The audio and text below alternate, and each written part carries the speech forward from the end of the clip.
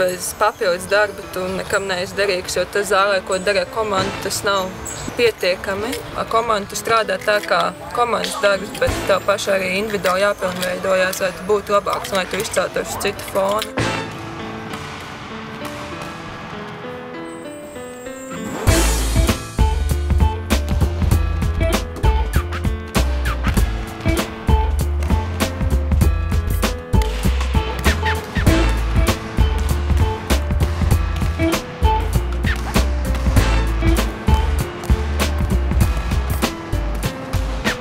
Tiešām dzīvē grib kaut ko sasniegt un nevis tikai mājās sēdēt uz divāna un sapņot, ka pēc daudziem gadiem es būšu kaut kas liels.